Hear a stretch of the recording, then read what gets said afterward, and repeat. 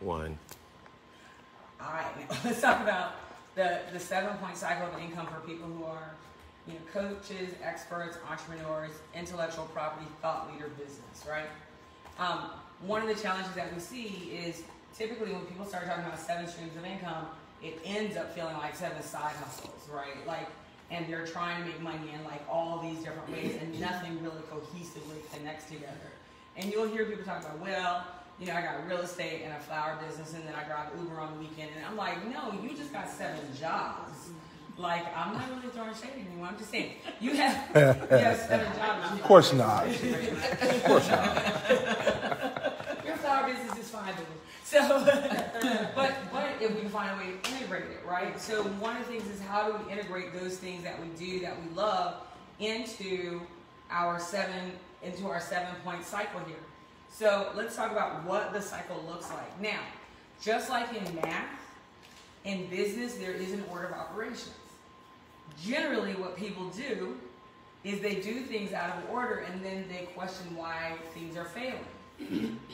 I'm going to show you that order so you can actually see it, and you'll see how the cycle actually feeds itself. That's where you get your exponential growth from. Your exponential growth comes from the cycle that continues to go around and expand. Right? So then all of a sudden, once you get 7 cycles out, because now it's getting really big, that's when you start getting that your business becomes a legacy. It continues to grow on and on. All right, so we're going to start right here with the first one. So let's say, for example, we're going to start here with speaking. I'm using speaking. This is just a modality. This is the way that you get your intellectual property into the market. In other words, it's a connection between you and your target market. Okay? This is how you're telling people, hey, I have expertise. I am a thought leader. I am willing to stand on stage in front of a whole bunch of people and scream from the rafters, this is what I know, this is what I do best. Okay? Then from here, actually, you can see my circles. I think I wrote it specifically for boot camp.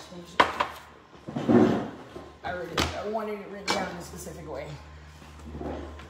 Okay, and so for us, what we talk about second on that cycle is boot camps. Now, it doesn't have to be a boot camp. That's why I wanted to see how I wrote it for high profit zone family members. It is when you say, I want people to learn my formula. See, speaking kind of says, I have a formula. I have a formula. I have a formula that works. I can transfer this formula to other people. So speaking is basically a way of saying, I have.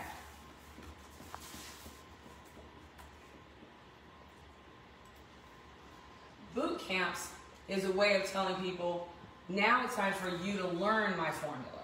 Learn my formula, learn my way, learn my language. If you ever go to a class, the first part of most of those classes is that you have to spend your time first understanding all their terminology. What are they talking about? That's what this is. The issue is you see so many people that go, no. I want to go straight into private coaching because I'm going to get it all from private coaching. No, you're not, because I literally have to take you through all this deep, detailed knowledge that before I can really coach you, right? So I can because of the way I coach, I can teeter between these two, but generally what you want to do is you want to say, learn my formula. So the first one is I have a formula.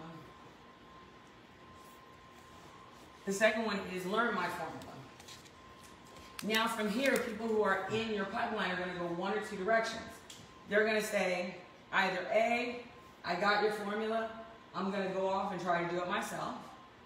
Or B, I got your formula, can you please hold my hand and walk me through the implementation of this formula for me. For what we do, I call this mastery. And the mastery program is literally do my formula.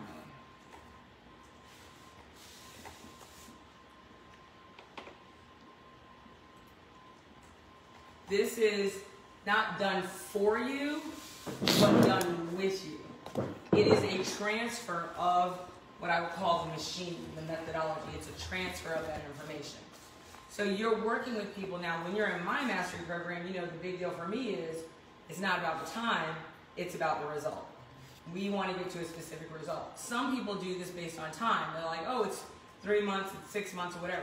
Whatever you want to do, just make sure that your ideal client knows that when they do the formula, there is a specific outcome that they're working towards. That outcome could be an improvement. It doesn't have to be a tangible. It could just be a certain percentage improvement. Then after you have mastery, you go over here to coaching. So this is what happens with coaching. So people have implemented something, right? They've started a business. So if you think about here, we're like, okay, I'm going to go and I'm going to speak on a widget, whatever. And then people go, oh my gosh, I'm really interested. Or I use mine, 7 Triggers Yes. I go and I speak on 7 Triggers Yes. And people are going, okay, I heard you for 45 minutes talk about the 7 Triggers Yes. I even went to your breakout session that was an hour. And I know this can work. But I really want to get good at it. And I know you have a lot more content. At this point, you want to have approximately at least 20 hours worth of content. At least 20 hours. Right? I have a lot more content for HBC, but we're going to go with 20 hours. So you want to have at least 20 hours worth of content. That's 2.5 days. Then from there, you go into mastery. Mastery is I'm going to help you take this 20 hours worth of content and implement it for yourself. Then over here is coaching, and they're going, okay, great, Donna. I came to you. I got my professional brochure. I'm out there prospecting. I'm doing the thing ongoing. But now I'm getting on phone calls, and I'm negotiating things, and I'm trying to price. And this is that ongoing helping people make decisions so that they can continue to fine-tune what they've learned, right? So coaching is more of a fine-tuning. Now, you're going to notice that I write something here. This actually goes both directions. The more I help you fine-tune, the more I learn and fine-tune. The more people I coach, the better my stuff gets. Because I'm running into all type of roadblocks, and I'm consistently looking on how to tweak and make things better. Right? And so that's kind of what you want to get to. Okay, I'm coaching, which means not only am I helping you, but I'm helping myself. Then once we get from coaching, we want to go over here. Oh, wrong color.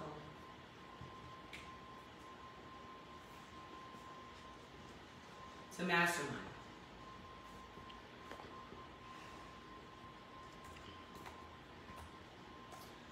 So the point of mastermind is enhancement and growth. I'm not just doing a mastermind because, you know, it's fun to get together. I'm doing a mastermind because at the end of the day, there's this growth. So when we start talking about, you know, okay, so you've done speaking and you implemented a boot camp, right? And now your boot camps are working and you want to go into mastery, but you're like, I don't know. You might go, I need to go to a mastermind first and then start putting my people in mastery, right? And then you might go, okay, I have my people in mastery maybe, and now I'm going to do coaching, and now you come back to a mastermind because you want to do something else. The point is you go to masterminds anytime you have gotten a stream, one of the points of the cycle solidified, and you're like, I need to up my game, right? I need a collective of people to lean in on my stuff. And I, in turn, will lean in on their stuff, right? So then, once you have a mastermind, let's see, this is for enhance and grow. Oh, I can't write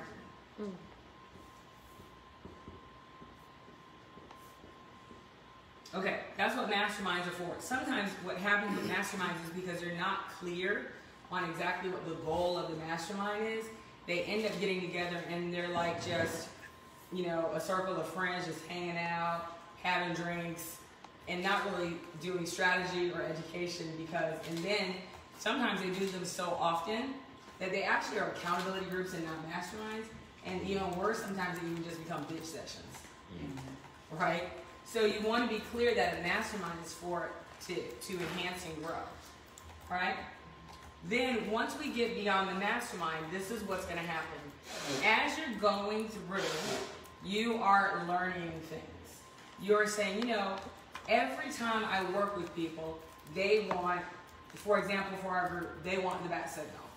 They want to know the 850 million ways that we use the bat signal to increase sales, write better copy, have sales conversations that matter.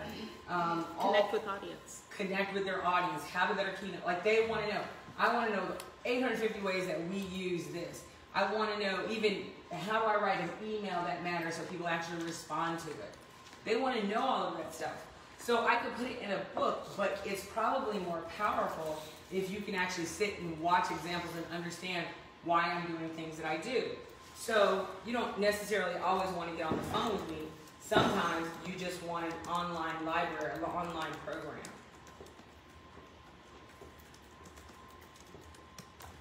Right?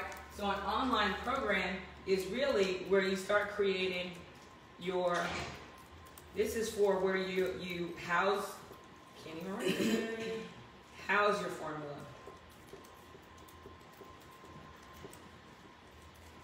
And I'm going to show you where people generally mess this up, but you're basically housing your property, your intellectual property in an online format where, here's where people mess up, where your current clients can get to it first.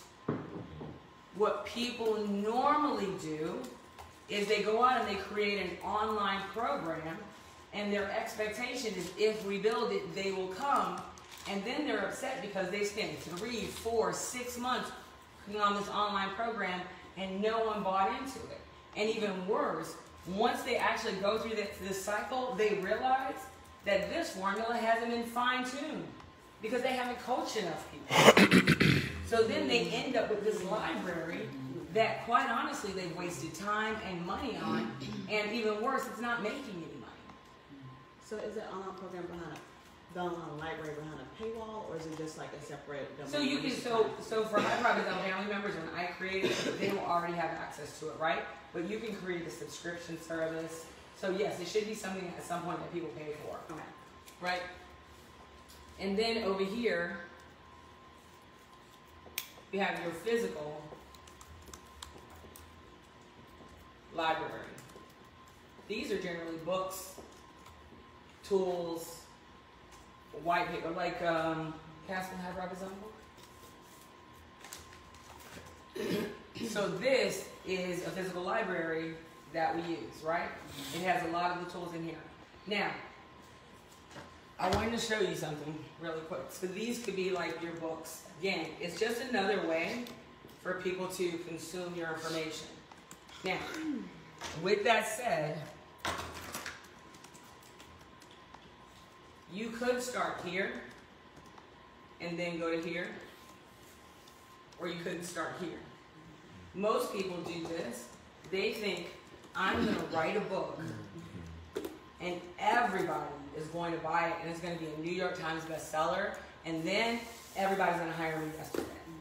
That book then becomes not necessarily a library, but more of a business card. Right? What you're trying to do is prove to people that you have credit. And so you come here. Right? But I'm going to use 7 Triggers to Yes. 7 Triggers to Yes does not have a book associated with it. I haven't written it yet. Right? So I start here with 7 Triggers to Yes, and because I don't have a book, people have only one choice to get additional information. And that's to come to a boot camp.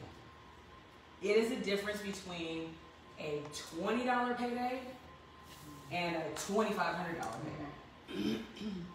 Right? People go from the boot camp on 7 Triggers and they go, how do I get into mastery? I mean, yes, you gave me all the information for 2.5 days. But what do I do when I want to specifically rewrite my emails to make them more influential? Change how I sell to make that more influential. Change how I lead to make that more influential. How do I really become a master of the 7 Triggers and implement that within my organization or my life or my relationships? That's the mastery program, right? The whole week, all we're doing is talking about each other's triggers, how they impact us, and how we write differently. Then from there, they'll call me and say, listen, I want to get on the phone with you on a regular basis, and I want to be able to talk to you. I have people who are venture capitalists that literally, by the way, know the triggers extremely well. But what coaching is an ongoing validation of their knowledge, as well as a fine-tuning of your formula. So they might go and they'll say, this is who we're looking at, this is who we're targeting, this is who we think we should talk to next in regards to buying into, investing in something. And then as I'm talking to them and telling them things, I'll say, oh, well, this is dominance because, or if you look at this word, this is so there's this ongoing learning that goes along with coaching where they just get better and better and better. And sometimes they'll bring things to me that I'll have to think about and go, okay, wait, let's think about that. Let's fine tune and go back. So coaching is a way of making sure that you're fine tuning yourself as well as your client to get consistent results. Then, for 7 triggers, mastermind. How do I use the 7 triggers in order to negotiate this? I want to know specifically about adding negotiations from the 7 triggers thing. And we'll have to do a whole 7 triggers thing just on negotiations in a mastermind. How to negotiate better, right? How are they currently using it? What other ways can they use it?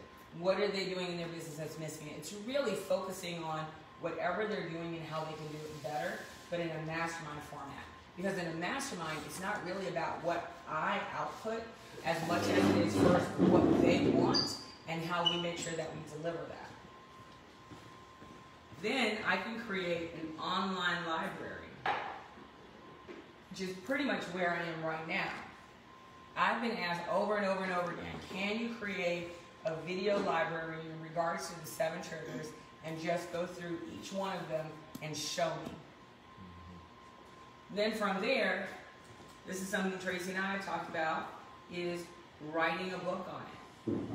But now writing the book makes so much sense because it's been fine-tuned, it's been enhanced, we've created the online webinar, the video series, and now we've created the books.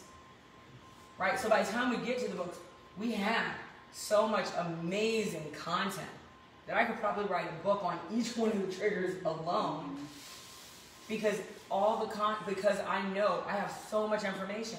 People normally start here, and I maybe don't have enough information to truly fill up the book for it to matter. Right? Here's the cool thing. Let's say I go and say, I'm going to write a book on the 7 triggers CS for significance only. Or I'm going to write 7 triggers CS for negotiations. Just for negotiations, nothing else.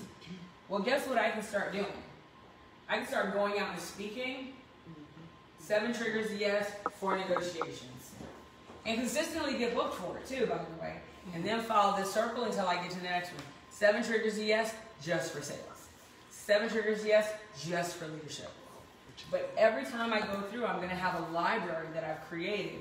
An online library and then a physical library. Obviously, some of these elements are optional. You don't have to do all of them. But I'm just showing you how the 7 cycles work together. Yes, ma'am? That's my plan, to be franchisable. Right. So that once I get it down just for sales, Chicken Soup for the Soul. Right. Chicken Soup for the Soul was amazing. Then they had it for women getting married. Then they had it for moms. Then they had it, and he didn't even write all those books. Exactly. But he franchised and licensed, and then there's a exactly. Well, and that's the thing. This becomes transferable. So you go through the cycle the first time, and then what happens is you'll start seeing this. Oh, I went through it for this one thing, and now I'm going back through for this other thing. And you just keep going around. And here's the thing that makes this different than 7 just streams of income the way they talk about it, is this is all cohesive.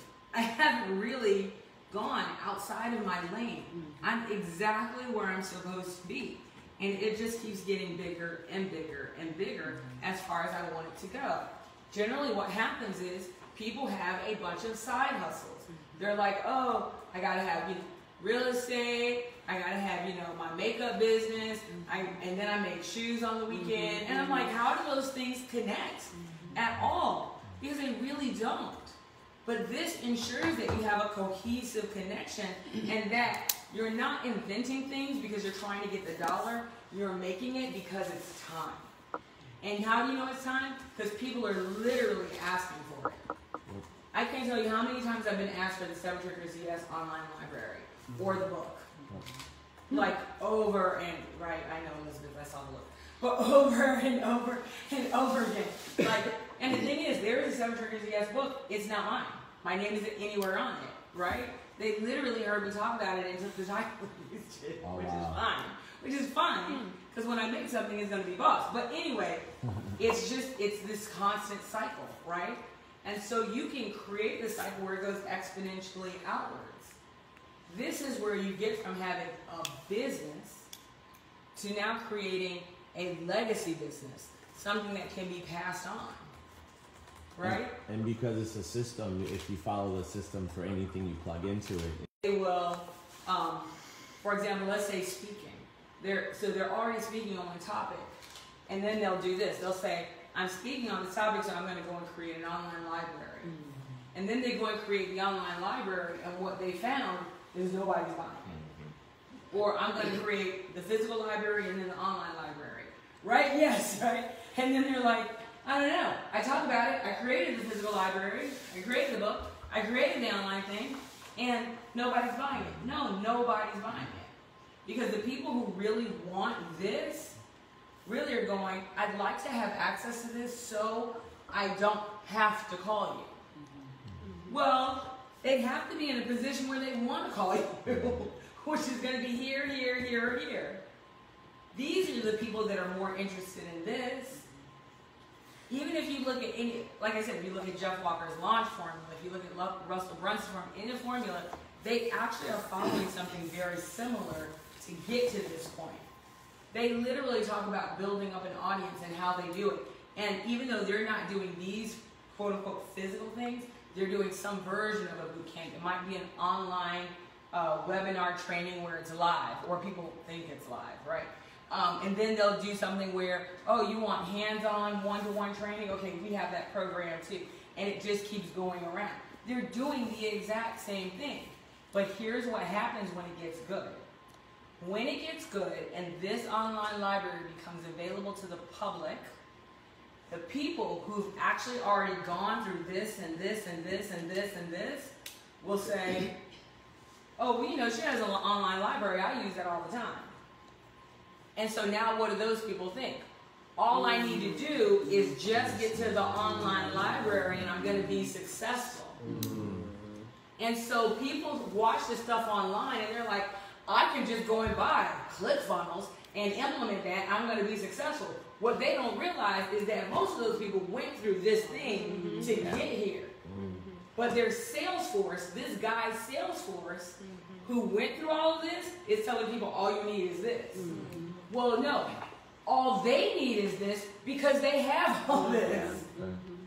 And that's why there is such a mistake that we watch people make this mistake where they go this way because they've seen all these other people do it, not recognizing that they actually went that way.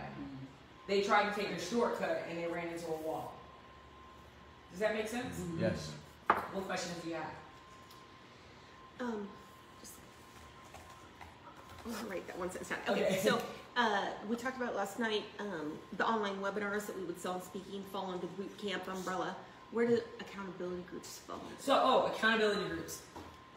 So I put accountability groups here. Under coaching. It's more like group coaching. Yeah.